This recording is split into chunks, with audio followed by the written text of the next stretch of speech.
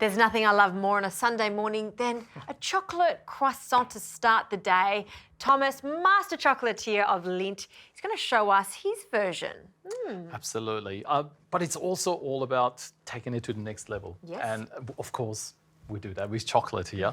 But we're going to dip the croissant in a little bit of chocolate to sort of give it a little bit of an extra twist to it. Right. And for that, we actually need to temper the chocolate. Okay. Now, I know tempering can be a little bit daunting, but it's really all about the cacao butter inside the chocolate. So the cacao butter is what gives the chocolate a nice sheen and also gives it the structure of the chocolate so that it's making the chocolate firm and gives us that real snap.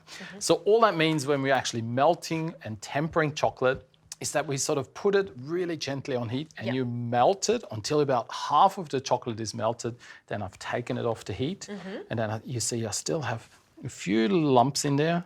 Yes. So we're just off the heat, we stir until basically that is all sort of melted as well.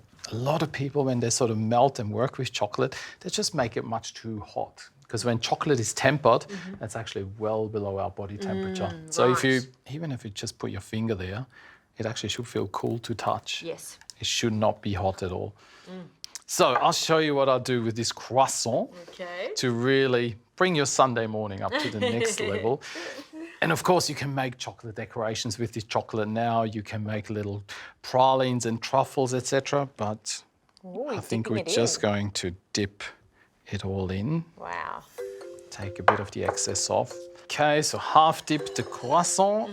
And then to decorate it, you can actually use anything you like. Some nuts or maybe some freeze-dried berries for a little bit of colour. So I have some strawberries here. They look quite nice. And while that chocolate is just setting, it's almost like a little bit of glue for all these decorations. Absolutely. It's going to hold everything nicely. Exactly. Yep. Now, I love pistachios for their colour and for the texture. So we put some of these on and maybe a little bit of macadamia. And then I think that's a pretty well luxurious croissant as well. I was thinking of just a classic, very basic chocolate croissant, but now you've really zhuzhed it up and made Sundays a little fancier. Absolutely. So pop it in the fridge for maybe 4 or 5 minutes until the chocolate is set and you're good to go.